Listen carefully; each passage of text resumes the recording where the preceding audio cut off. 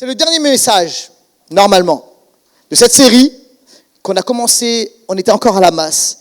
Restez droit quand le monde déraille. C'est un message, une série sur les temps de la fin, comment, en tant qu'Église, on doit se comporter alors que nous vivons les derniers temps. Et le dernier message de cette série s'intitule « Cette prophétie biblique décrit exactement notre génération ».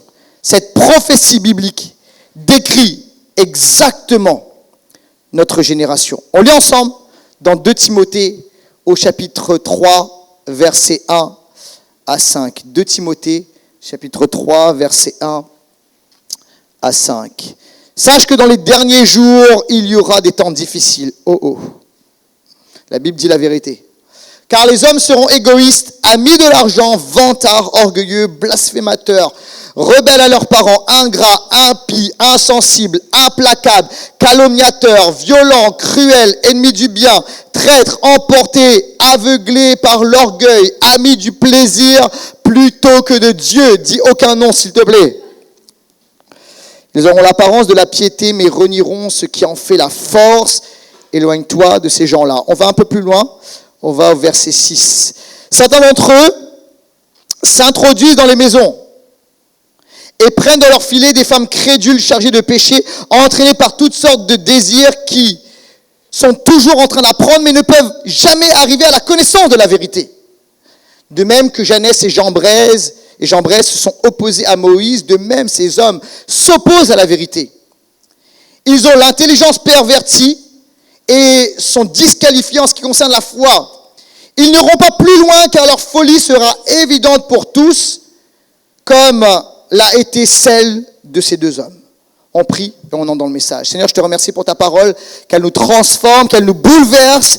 Aide-moi à prêcher avec l'onction et la révélation maintenant, dans le nom de Jésus. Et toute l'Église dit Amen. Je me souviens, j'étais ado et c'est revenu à la mode, mais c'était déjà la mode, vous savez, des vêtements Lacoste. Ok ? Et moi, j'aimais bien cette marque-là, Lacoste. Et un jour, un copain m'avait donné, pas un polo Lacoste, juste un crocodile. Je ne sais pas où il avait eu. Et il me dit, j'ai trouvé ça, tiens, je te donne le crocodile. Alors, je me dis, le crocodile ne peut pas rester sans son environnement. Et je vais le coller sur un polo, d'accord ? Alors, j'ai trouvé un polo sur lequel il n'y avait absolument rien dessus, ok ? Et moi, j'ai trouvé que c'était bien fait, mais j'ai mis le crocodile sur le polo.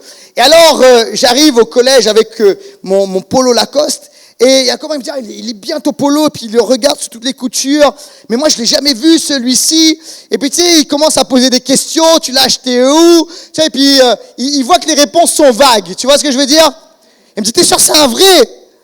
Et je n'étais pas chrétien, hein. Je dis, oui, c'est un vrai. Il dit, attends, laisse-moi voir l'étiquette.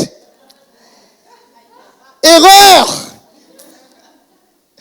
Et là, il regarde l'étiquette. J'avais oublié de couper l'étiquette.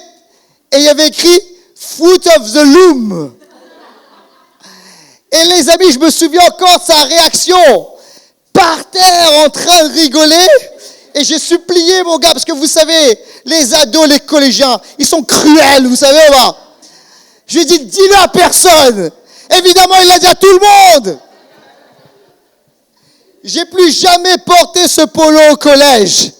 C'était une contrefaçon made in home. Les amis, la contrefaçon, c'est des réalités. Oh, je peux vous parler également. Vous savez, il y a des choses qui reviennent à la mode. Les TN. Hein, les TN, c'est à la mode. Hein. Les jeunes, aujourd'hui, ont des TN. Pas que les jeunes, d'accord ? Il y a des jeunes, depuis très longtemps, d'accord, qui ont des TN. Suivez mon regard, par là-bas, par là-bas, par là-bas. Ok ? Mais c'était la mode, les TN. Ça coûtait déjà très cher. Nous, on appelait ça les requins. C'était pas les TN, c'est les requins. Vous vous souvenez de ça ou pas ? Ok ? Ceux qui ont plus de 35 ans, vous vous souvenez de ça ? Les requins. Quand tu avais des requins, frère, tu étais un requin. Et alors, moi, j'avais une vraie paire de requins, ok, que j'avais acheté au magasin officiel, Nike. Et j'ai acheté une autre paire de requins au magasin officiel du marché de Clignancourt. Tout le monde a connu, tous les gars qui ont vécu en banlieue il y avait 2 adresses à Paris. Châtelet-Léal, vrai ou faux? Et le marché aux puces de Clignancourt. Ah ouais, les gars.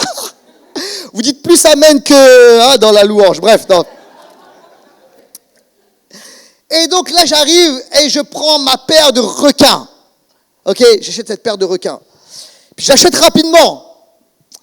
Quand j'arrive à la maison, je compare la vraie paire de requins et la paire de requins achetée à Clignancourt. Et tu commences à voir, pas des détails, c'est plus que des détails. Tu vois, le plastique, tu sais, ça a l'impression que c'est des chaussures de sécurité devant. Tu vois ce que je veux dire? J'ai dit, ok, je tente quand même, je les mets au collège. Je suis arrivé et il a fallu pas plus de 5 minutes. Les gars m'ont dit, Laurent, t'as acheté où ça? On voit que c'est pas des vrais requins chaussures de sécurité, ils m'ont dit. Je les ai portés 1 fois, pas 2 fois. En plus, ça faisait mal aux pieds. Contrefaçon. Le truc, c'est quoi? C'est que, tiens, contrefaçon, t'as pas la qualité du vrai. C'est vrai ou pas? Ça existe sur le plan spirituel, mais ça existe sur le plan matériel, mais ça existe aussi, surtout, sur le plan spirituel. Et la Bible nous dit ceci, que dans les derniers temps, il y aura de la contrefaçon. En fait, la Bible et l'apôtre Paul nous expliquent que le plus grand danger des derniers temps, ce n'est pas l'absence de Dieu, hein? Non. C'est l'imitation de Dieu. Et nous avons changé d'époque. Il y a une époque, moi, lorsque j'étais ado, parler de Dieu, c'était bizarre. Dire que tu allais à l'église, c'était bizarre. Aujourd'hui, tu vois, je vois la génération de mes enfants, tu dis que tu es chrétien ou d'une autre religion, que tu as la foi, que tu vas à l'église. En fait, tout ça, c'est très, je dirais même, c'est à la mode. Tu vois, les temps ont changé. On est passé d'une société irreligieuse à une société religieuse. Et en fait, la religion est de retour et la grande époque de l'athéisme est morte. Les gens sont croyants, parlent de Dieu, parlent de la foi, et en France, c'est devenu la norme. Le problème avec cela, c'est qu'il se glisse un esprit de contrefaçon, un esprit d'imitation et de mensonge. Et dans 2 Timothée, chapitre 3, on l'a lu ensemble, l'apôtre Paul parle de cela. Il trace un profil spirituel des derniers temps. Et il s'appuie volontairement sur des choses de l'Ancien Testament, entre guillemets l'Ancien Testament, pour donner du poids prophétique à ce qu'il annonce. Et il dit, à l'époque de Moïse, il y avait de la contrefaçon spirituelle. Et à la fin des temps, il va y avoir une amplification, une accentuation de l'imitation et de la contrefaçon. C'est pas parce que tu vois chrétien, c'est pas parce que tu vois Jésus, c'est pas parce que tu vois Dieu, c'est pas parce que tu vois religion que c'est véritablement la vérité. Et je vais rentrer directement dans mon premier point. Parce que la prophétie, le passage qu'on a lu, est une prophétie biblique qui décrit exactement ta génération, ma génération, notre génération. Mon premier point est le suivant. La religion sans puissance, une contrefaçon du vrai. La religion sans puissance, une contrefaçon du vrai. Timothée, dans 2 Timothée 3, 5, il dit ceci, ayant l'apparence de la piété, mais reniant ce qui en fait la force. Reniant ce qui en fait la force, l'apparence de la piété. Le mot ici, l'apparence de la piété, c'est morphosis en grec. Et en fait, dans notre génération, il y a ce que j'appelle la mentalité morphosis. C'est quoi la mentalité morphosis? Morphosis, ça signifie, c'est la forme extérieure. C'est la structure visible. C'est l'apparence organisée. Ok? Et en fait, plus profondément, c'est le faire semblant, mais c'est plus subtil que ça. En fait, c'est une structure qui ressemble parfaitement à la réalité, mais qui est vidée de toute substance. En fait, il n'y a pas de substance. C'est vide à l'intérieur. Et l'apôtre Paul, écoutez bien ceci, il ne dit pas que dans les derniers temps, il y aura, de l'hypocrisie. il dit que dans les derniers temps, il va y avoir de la contrefaçon, il va y avoir du morphosis, il va y avoir une forme apparente, mais sans fondation, sans substance, sans réellement quelque chose qui vit à l'intérieur. Et en fait, on doit faire très attention dans notre génération à cela. À ne pas vivre, vous savez, une foi, une vie chrétienne qui est basée, parce qu'on a les codes, on sait faire. Parce qu'aujourd'hui, c'est OK d'être chrétien dans cette génération. C'est OK d'avoir la foi ou d'avoir une religion. Mais écoutez bien ceci, je ne te parle pas d'une religion, je ne te parle pas d'une religiosité, je ne te parle pas d'avoir sur ton statut Instagram ou Facebook chrétien, enfant de Dieu, fils de Dieu. Ça, c'est OK. Parce qu'on peut avoir cela et vivre une vie complètement loin de Dieu. Je te parle littéralement d'être animé de la substance de Dieu en toi. Et l'apôtre Paul va parler de Jannes et Jambres. C'est qui ces deux-là? En fait, ça fait référence à Exode, ok?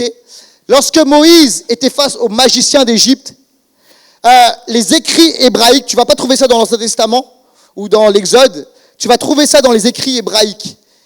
Et deux magiciens s'appelaient Jannes et Jambres. Et en fait, c'était des pros de l'imitation.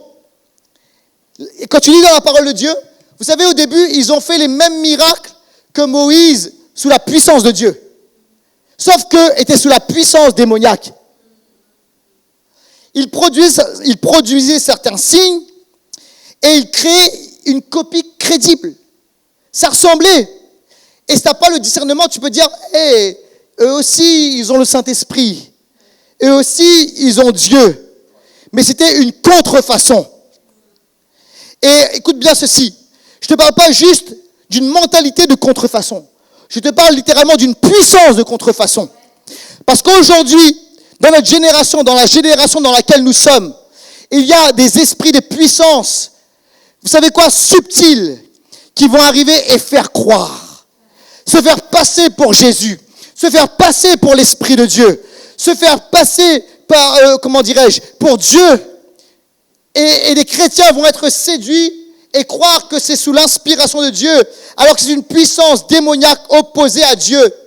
Tout ce qui est spirituel ne vient pas de Dieu. Tu peux voir du surnaturel sans voir le Dieu de la Bible. Et à la fin des temps, le danger, c'est pas juste l'erreur, c'est une imitation du vrai. Mais la contrefaçon a toujours une limite. Tu sais, si tu regardes en détail, tu vas voir que si tu compares avec la vérité, tu vas dire, oh, c'est bizarre, c'est pas tout à fait pareil. Puis là, dans cet angle-là, tu vois, le vêtement n'est pas pareil, la chaussure n'est pas pareille. Il y a une qualité qui n'est pas pareille. Il y a un caractère qui n'est pas pareil. Il y a quelque chose à l'intérieur qui n'est pas pareil. Et en fait, en tant que chrétien, on doit être capable de discerner les détails parce que les détails vont nous montrer de quel esprit ça vient. Mais au bout d'un moment, la contrefaçon a une limite. Le mensonge a une limite. Le diable n'a pas tout pouvoir. Vous savez, des fois, on élève trop Satan. Et on oublie de glorifier Dieu, d'élever Dieu. Satan n'a pas du tout ni la même autorité, ni la même puissance, ni le même pouvoir que Dieu. Il n'est pas omniscient, il ne sait pas tout. Il n'est pas omniprésent, il n'est pas présent partout. Il n'a pas tout pouvoir, il n'est pas omnipotent. Il n'est pas éternel. Il a une date de commencement parce qu'il n'est pas le créateur, il n'est qu'une créature. Alors il a une limite. Et la Bible dit ceci, au bout d'un moment, ils n'iront pas plus loin. Comme en Égypte, Dieu fixe toujours une limite. Et au bout d'un moment, les magiciens ont dit, c'est le doigt de Dieu. Là, on ne peut plus. Là, on n'est plus capable. On ne va pas plus loin. Et voici le problème. L'apparence de la piété. Jésus a dit, il parlait des religieux. Regardez les religieux. Jésus a dit, sont des sépulcres blanchis. Vous savez, vous avez déjà vu des sépulcres blanchis? Vous savez, c'est joli à l'extérieur. Souvent, c'est de l'air chaud, c'est blanc, c'est beau. Dans les pays ensoleillés, les sépulcres, les tombeaux comme ça sont blanchis. Et c'est beau à l'extérieur. Mais tu sais quoi? Il ne faut pas ouvrir l'intérieur. Il y a des ossements et ça pue. Et Jésus a vu les religieux, il a dit, c'est des sépulcres blanchis. La religion produit la mort. La religiosité produit la mort. Et Jésus a dit quelque chose sur eux. Il leur a dit, race de vipères. Et c'est quoi, c'était pas juste... Tu sais, Jésus n'a pas dit ça au hasard. La vipère, le serpent, dans la Bible, représente ce qui est démoniaque, ce qui est sombre, ce qui vient des ténèbres.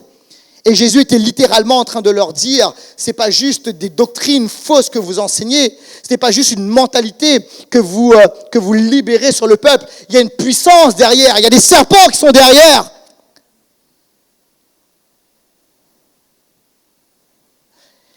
Et il dit ceci, reniant, l'apôtre Paul, ce qui en fait la force. Voici le gros problème, les amis.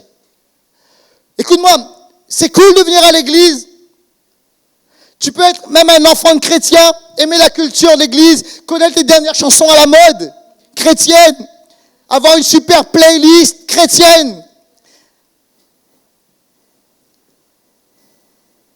Tu as le droit de connaître, tu peux connaître les derniers podcasts, des derniers prédicateurs, écouter tout cela. Avoir, tu sais, un style de vie, un lifestyle avec de la motivation chrétienne. Cela ne suffit pas. Jésus nous appelle à prendre ce qui fait la force du christianisme. Écoute-moi bien, et on l'a entendu tout à l'heure prophétiquement, il faut Jésus au centre. Jésus est la force, les amis, reniant ce qui en fait la force. Il faut la parole au centre. Et il faut son esprit au centre. Autrement, vous savez, on entre dans une génération où ça veut dire, moi, ma religion, c'est celle-ci. Peut-être moi, ma religion, c'est celle-là. Je ne te parle pas d'une religion. Je te parle d'une vie transformée, littéralement, par Jésus. Je te parle d'une vie où Jésus est roi ou rien.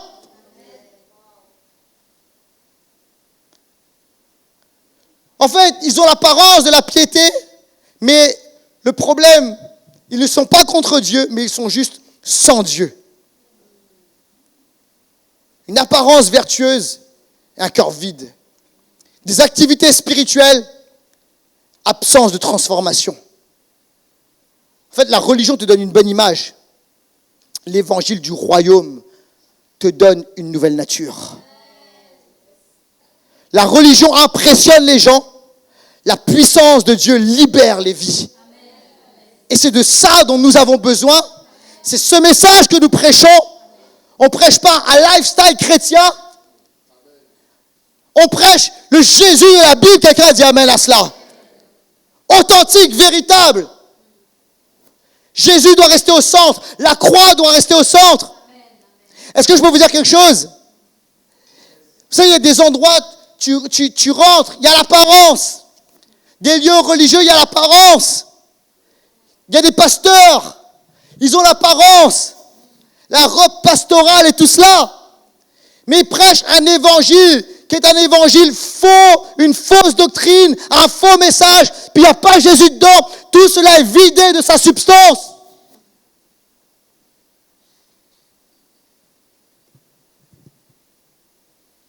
On a besoin de Jésus au centre, les amis.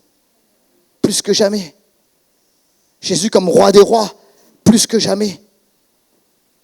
Alors je nous invite à vivre une vie qui va au-delà de cela.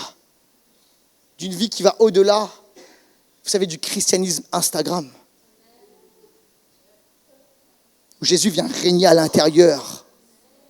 Où Jésus est roi à l'intérieur. Où Jésus il prend autorité de faire le ménage comme il veut dans ta vie.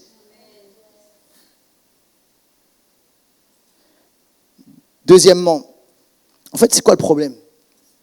C'est une génération, deuxièmement, saturée, mais vide. D'où vient le problème? Le problème, là, c'est l'orgueil. On a lu ensemble, et il y a toute une liste, là, quand tu la lis, cette liste, ça te déprime. Hein. On dit, les hommes, à la fin des temps, seront égoïstes, amis de l'argent, vantards, orgueilleux, blasphémateurs, rebelles à leurs parents, ingrats, impies, insensibles, implacables, calomniateurs, violents, cruels, ennemis du bien, traîtres, emportés, aveuglés par l'orgueil, amis du plaisir plutôt que de Dieu. Okay? Quand tu lis ça, tu dis, oh Seigneur. Et en fait, il y a un mot pour décrire toute cette liste.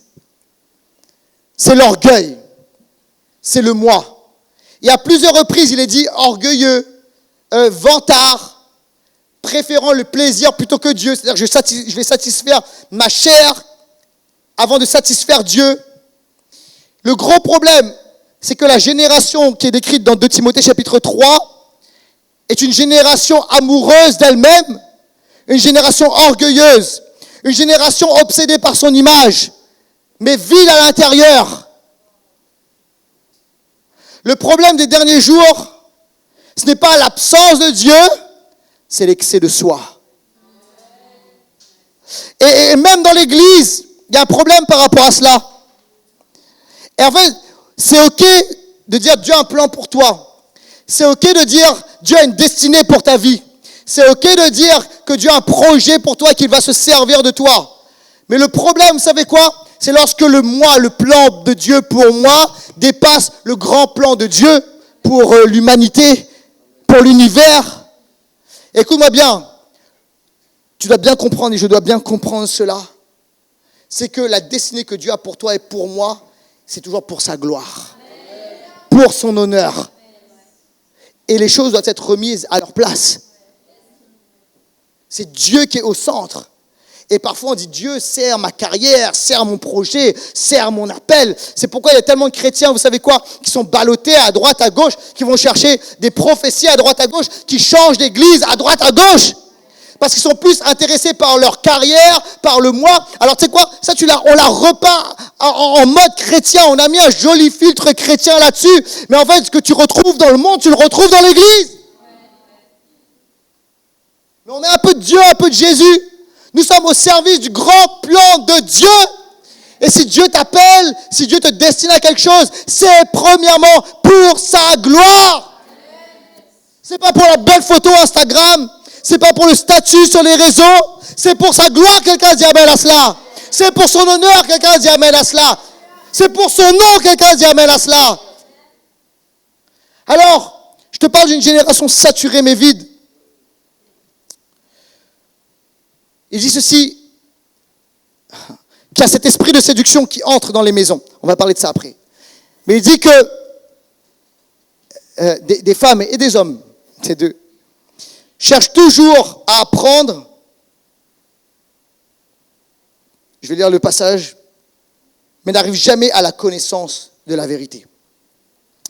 Toujours en formation, jamais en transformation.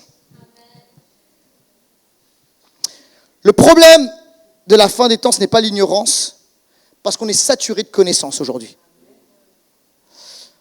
On est saturé d'informations, plus que jamais. On a Internet, on a les réseaux, on a ChatGPT, tellement de choses. Le problème, ce n'est pas le manque d'information, c'est le manque de révélation. Et le peuple de Dieu aujourd'hui a besoin d'une révélation. Tu as besoin d'une révélation pour toi-même. Pas d'une révélation que ChatGPT va te donner. Pas d'une révélation qu'Internet va te donner, les réseaux sociaux.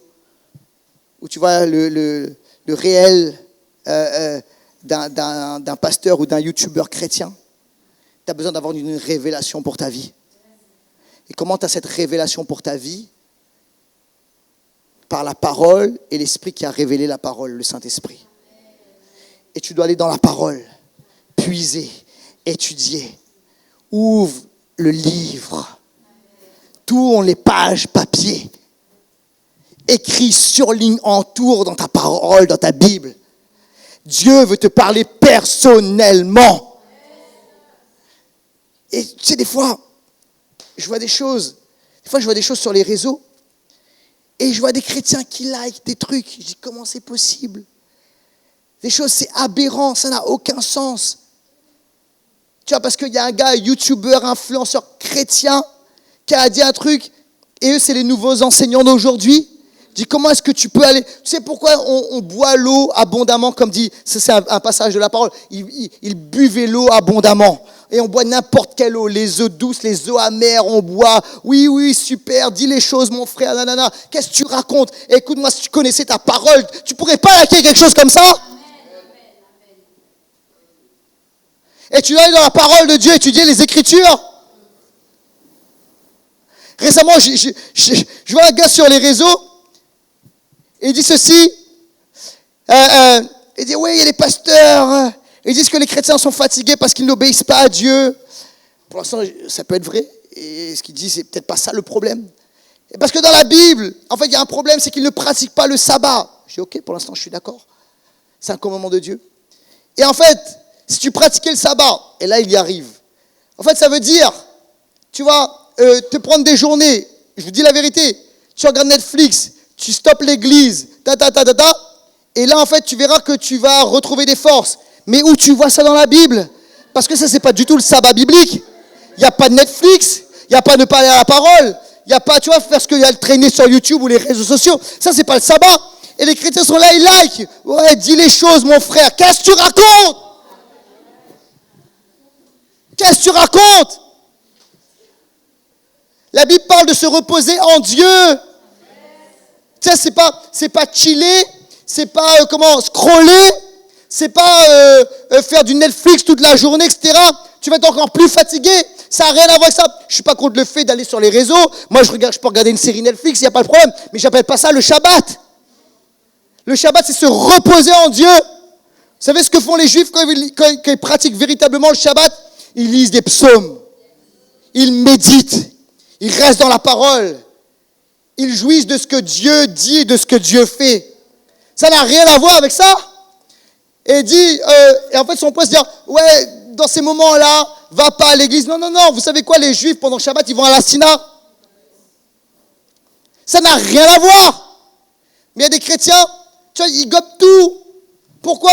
Parce que tu ne connais pas ta Bible. Parce que tu es nourri à coups de, paroles de motivation sur les réseaux. Mais il faut arrêter ça. Jamais une génération n'a connu autant d'accès à l'information, d'accès à la vérité, et pourtant jamais une génération n'a été aussi confuse. On vit dans une génération même du trop. Et tu as besoin d'amener du discernement, de la clarté à travers la parole, à travers les Écritures. Il y a des gens, vous savez quoi? Dès qu'il y a un titre de prophète, un prophète m'a dit, ok? Et que dit la parole de Dieu? Le prophète m'a dit, que dit la Bible? Et tu dois être capable de discerner les choses à travers les Écritures et la parole. En fait, aujourd'hui et dans cette série, je veux qu'on puisse être armés parce qu'il va y avoir une intensification des choses. Il faut qu'on arrête d'être des bébés spirituels. C'est normal, il y a un temps pour être un bébé. C'est ok. Quand mes enfants étaient des bébés, c'était des bébés. Mais maintenant qu'ils ont 9 ans, 12 ans, tu vois, je ne tolère plus des trucs de bébés. De là-bas. Et comment ça fait dans l'église, on tolère encore des comportements de bébés après des années de vie chrétienne. En fait, au bout d'un moment, si tu te nourris correctement, si tu es plongé dans la parole, tu vas obligatoirement grandir. Troisième et dernier point. La signature de l'esprit de contrefaçon. En fait, il y a 3 traits à la signature de l'esprit de contrefaçon. Et l'apôtre Paul dit ceci. Il dit, il entre dans les maisons. Premièrement, il s'infiltre. C'est le premier trait de la signature. Le danger ne vient pas de l'extérieur, mais il vient de l'infiltration. En fait, écoute-moi bien. L'apôtre Paul ici, il ne parle pas, vous savez, à ceux qui sont loin de Dieu, complètement païens et tout. Il parle à des croyants. Et il dit qu'il s'infiltre dans les maisons. Ça veut dire qu'il y a quelque chose de l'extérieur qui rentre à l'intérieur. Il y a une manipulation spirituelle. Il y a une spiritualité toxique. Voici le grand problème, les amis. C'est qu'en fait, parfois, vous savez, dans la dimension de la religiosité, on a plus veillé à l'extérieur qu'à l'intérieur. Les religieux, les pharisiens à l'époque de Jésus, étaient super bien à l'extérieur.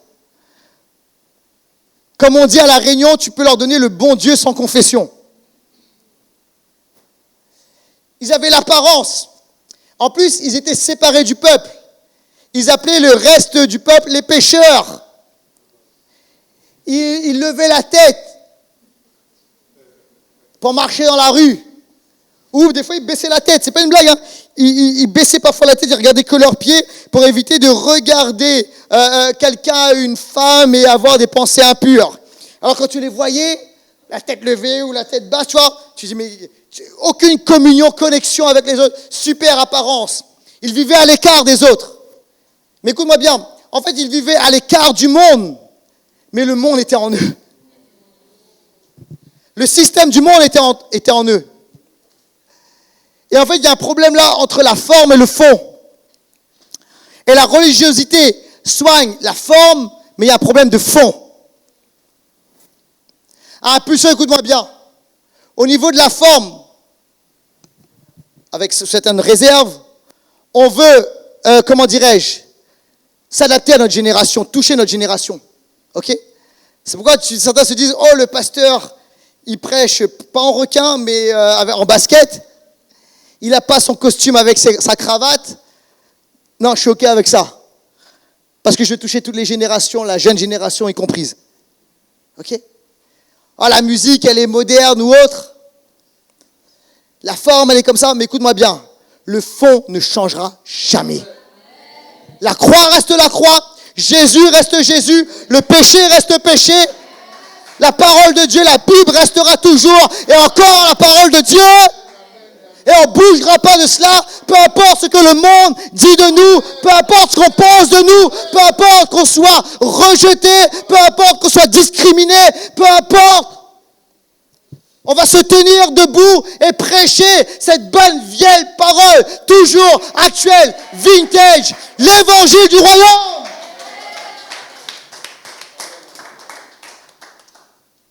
Le problème, c'est que des fois, on soit à l'extérieur, mais pas à l'intérieur.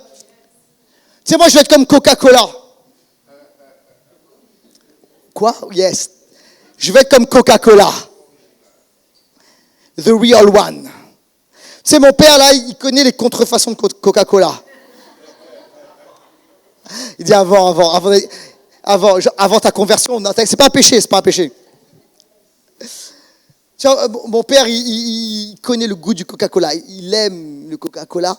Et en fait, des fois, quand on était petits, avec mes sœurs, tu sais, on s'amusait à lui servir un faux Coca-Cola. Tu sais, les Freeway, Haute Cola, je sais pas trop comment et tout. Tu sais, on lui servait ça, et puis tu sais, on lui donnait son verre. Et tu sais, comme un œnologue, tu sais, les amateurs tu vois, les professionnels du vin, là, tu sais, qui goûtent le vin, mais lui, c'était le Coca. Et alors, il boit son Coca, et il disait en créole, c'est encore plus drôle, c'est pas le vrai, ça. Tout de suite, ça. Ah non, c'est quoi ça et tout. Alors, et en fait, tu pouvais pas le piéger avec le Coca. Il connaît le goût du Coca-Cola. Pas le Pepsi, lui, c'est le Coca-Cola, tu vois.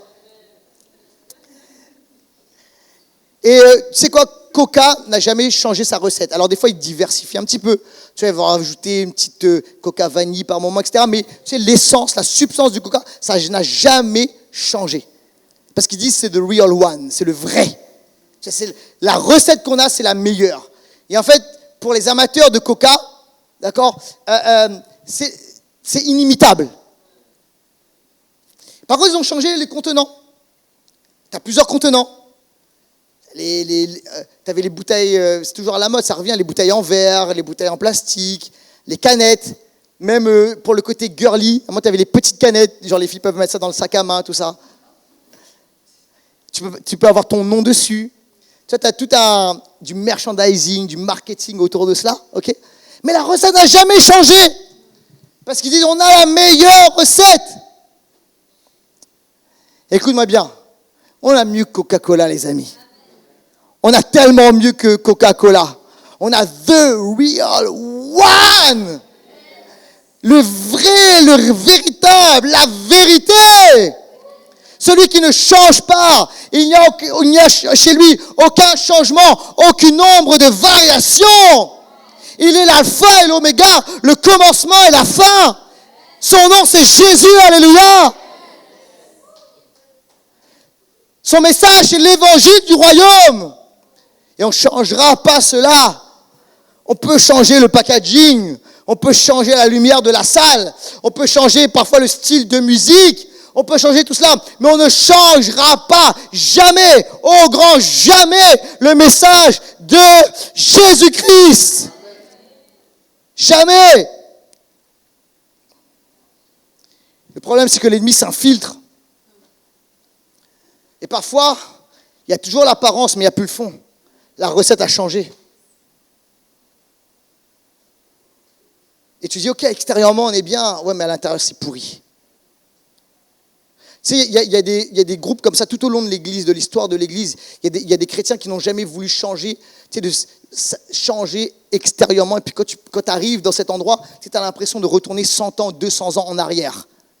Moi, j'ai connu des églises comme ça, tu retournes 200 ans en arrière. OK ? Et des fois, même, il y a comment dirais-je, vous savez, il y a une espèce de louange à ce qui est vieux. Tu vois ? On confond la sanctification et juste vieux. Ah, nous, on est sanctifiés. Non, c'est vieux, c'est tout. Nos chants, c'est des chants sanctifiés. Non, c'est vieux, c'est tout. C'est comme ça qu'on doit s'habiller dans la maison de Dieu parce qu'on est saint. Non, c'est juste la façon dont on se faisait l'église il y a 50 ans. Mais tu sais quoi ? En fait, le gros problème, c'est que, tu vois, il y a la forme, etc. On dit, on va s'écarter du monde. On ne veut pas être pollué par le monde. Mais tu n'as pas compris que le monde est un système et un esprit. Et dans ces endroits-là, ça pue le péché.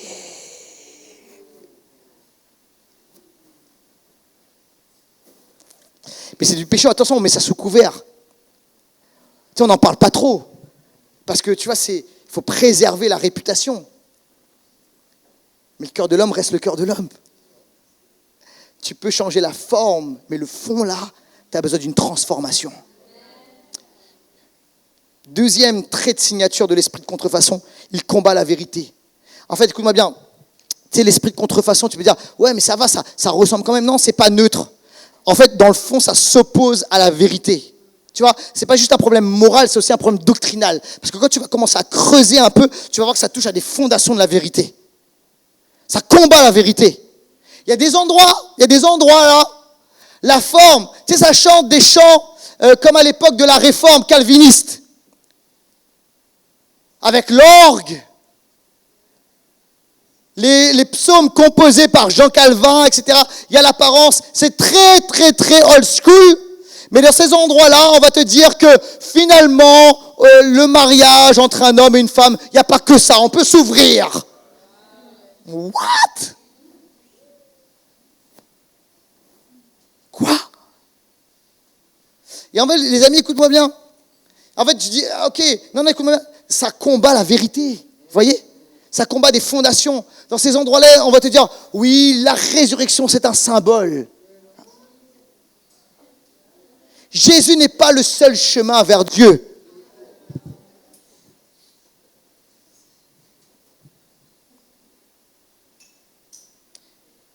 Ça combat la vérité. Au début, ça ne t'annonce pas les choses, mais peut-être au fur et à mesure, tu le vois. Troisièmement, ça pervertit l'intelligence. Il dit, ils ont l'intelligence obscurcie, pervertie ou corrompue, ça dépend des versions. Au bout d'un moment, le raisonnement est faussé. Il y a une inversion des valeurs et il y a une incapacité à reconnaître la vérité. Écoute-moi bien, si tu n'es pas radical, si tu commences à dialoguer avec cet esprit de contrefaçon, si en fin de compte tu n'amènes pas la vérité pure dans ta vie, de la parole de Dieu, tu sais ce qui va se passer? Ça va te retourner le cerveau.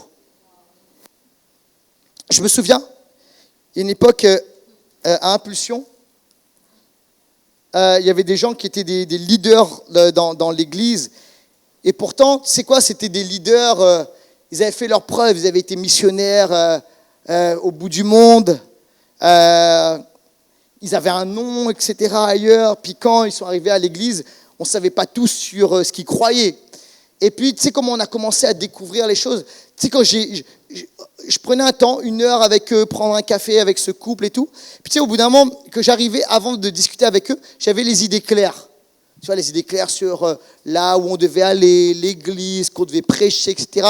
Puis tu sais, 1 heure après, je sortais d'un temps, d'un café avec eux. Tu sais, je sortais, c'est comme si j'avais complètement l'esprit, la pensée, tu vois, plein de brume, tu vois, plein de brouillard. Et j'étais complètement confus. Mais tu sais, c'était pas gros. Tu vois, ça amenait de la confusion. On devrait changer les choses, tu vois, le péché, là, on devrait pas, tu vois, le mot péché, tu sais, c'est la grâce, mais tu sens que c'est pas la vraie grâce. Prêcher que sur la grâce, mais pas la vraie grâce. Parce que la grâce, elle transforme, tu vois. En fait, c'est pas la grâce. Ce qui prêchait, c'était, en fait, fais ce que tu veux. Tu vois, en gros, c'est ça. Tu vois, finalement, tu sais, il me disait des choses du style, tu vois, il faut qu'on réfléchisse à des choses. Tu sais, finalement, un couple qui vit ensemble depuis longtemps, ils ont une vie conjugale, mais sans s'être dit oui devant une autorité, finalement, devant Dieu, tu vois, en vrai, ils sont mariés. Et puis, je dis, tu vois, il faut qu'on réfléchisse, tu vois, parce que bibliquement, tu sais, et en fait, et toi, tu ressors, tu dis, attends, tu sais, parce que tu comprends que, je me dis, c'est des grands leaders, tu vois, je dis, est-ce qu'il y a un truc que je n'ai pas compris? Et puis en fait, je dis, non, oh Laurent, le basique doit rester le basique, tu vois? Tu vois? Et en fait, tu sais, parce qu'on parlait de situation, on dit, non, on peut laisser faire et tout.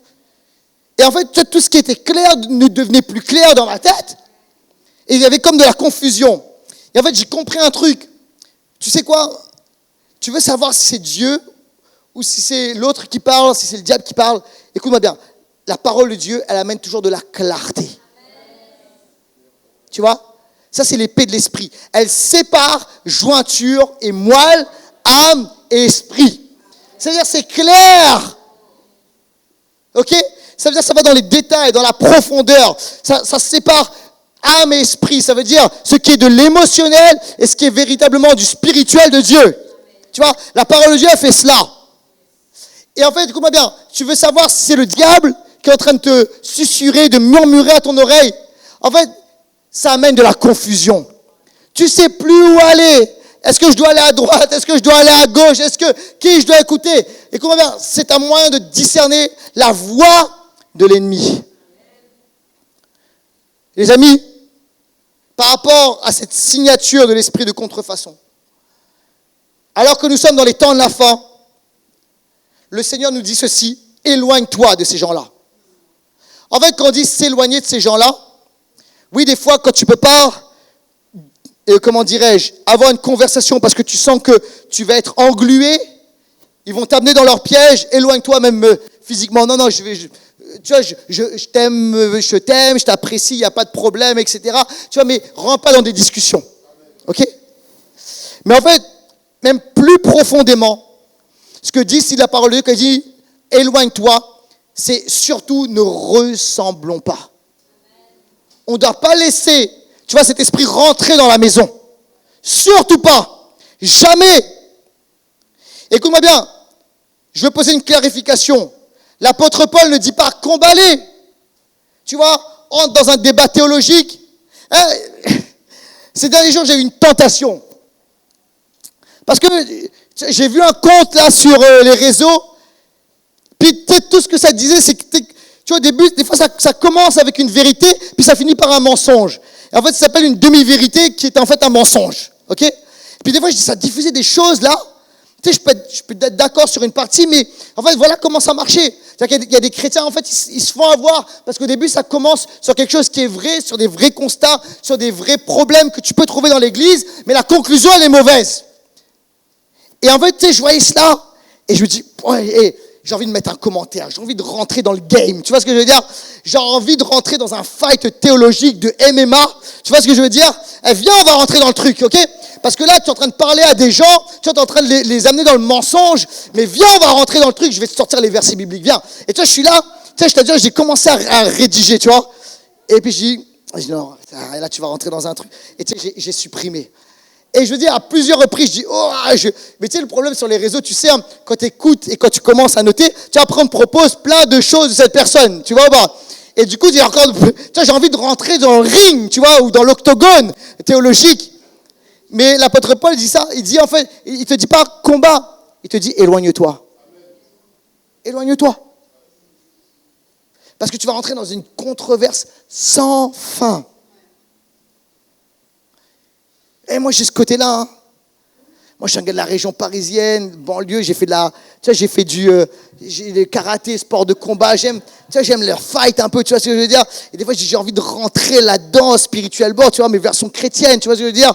Version David de 2026, tu vois ce que je veux dire. Viens, on va castagne les géants, viens, théologiquement, tu vois. Mais Dieu, il dit pas ça là, et par rapport à cela, il dit, éloigne-toi.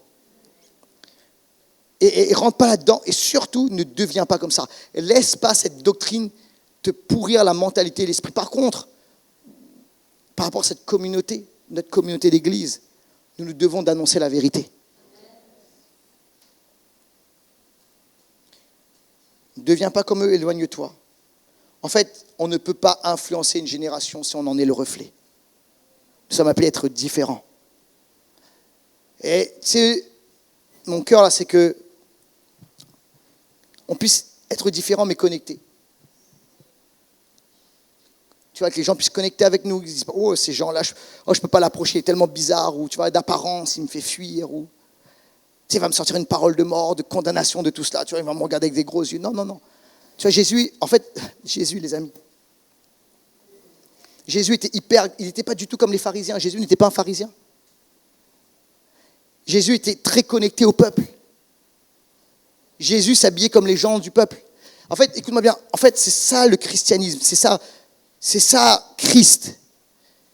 C'est Dieu, toute l'essence de Dieu, la substance de Dieu, le royaume de Dieu qui vient dans un temps et une génération. Donc il s'habille comme les gens de sa génération, il mange comme les gens de sa génération, il parle comme les gens de sa génération, sauf le péché, tu vois, tout ça. Donc il y avait une vraie connexion. La forme pouvait sembler similaire, mais la substance à l'intérieur était différente. Et que dans cette génération, dans ce temps-là, nous vivions cela, les amis. Que les gens puissent se dire, d'apparence, on peut connecter, il y a une connexion, il n'y a pas de... Et en fait, quand les gens commencent à nous connaître, quand on commence à parler, oh, il y a quelque chose chez lui, chez elle, il y a quelque chose qui est différent, il y a une saveur différente, il y a même quelque chose, tu sais, on va pas dire l'onction, mais il y a quelque chose qui se dégage, c'est différent. Quand je suis avec lui, quand je suis avec elle, il y a une paix qui se dégage, il y a une parole qui n'est pas pareille. Et ces paroles, elles touchent mon cœur. Son style de vie est un style de vie. Tu sais, il n'est pas en train de me condamner, mais sa vie m'inspire. J'ai envie d'être comme ça. Écoutez bien, le monde va nous regarder et on voudra nous suivre. Le monde va nous regarder et on voudra nous suivre. Et alors que la prophétie de Timothée 3 décrit parfaitement le temps, la génération dans laquelle nous sommes appelés à être une lumière, à faire une différence, à être avec le monde mais différent du monde. Vous êtes dans le monde mais vous n'êtes pas du monde. C'est ça, les amis. Et alors que, oui, les ténèbres s'obscurcissent, la lumière va briller encore plus fort. Et la bonne nouvelle, c'est que, écoute-moi, aujourd'hui, il y a un retour à la religion, les gens parlent beaucoup plus de Dieu et de la foi. Et il y a de l'imitation, mais la bonne nouvelle, c'est qu'en fait, les cœurs cherchent Dieu. Les cœurs cherchent Dieu. Et on doit être là, aujourd'hui, maintenant, dans ce temps, pour faire la différence. Au nom de Jésus. Que l'équipe...